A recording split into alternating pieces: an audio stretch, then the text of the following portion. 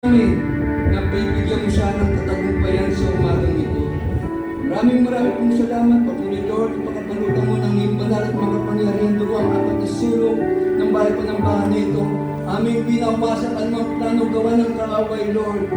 Ano man ang talian namin dito sa lupa, tatalian namin sa langit. Ano man ay pahintulot namin dito sa lupa, pahintulot namin sa langit. Kaya naman po, Panginoon, ang lugar na ito ay patuloy mo, Panginoon, ingatan, O God. Ilayo mo ito sa anumang gawa ng kaaway, Panginoon. Mananatili ang templong ito, Panginoon, na nakatayo. Mananatili ang templong ito, Panginoon, na ang mga anak mo ay patuloy na maglilingkod at sasampa rito, sasampa sa lugar na ito sa Espiritu at katotohanan, Panginoon. Hallelujah! Salamat po, Panginoon. Maging ang mga anak mo na papunta pa lamang sa lugar na ito, Panginoon, kung paano mo kami iningatan, ay iingatan mo rin po sila. At sa pagpasok ng pintuan na yan, O God, kaya mo na maranasan nila ang iyong presensya, O God.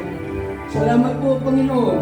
Tunay nga po na ang umaga nito ang first service at pinagtagumpay mo na, maging ang second and third, O God, ay patuloy mo rin pong pagtatagumpayin.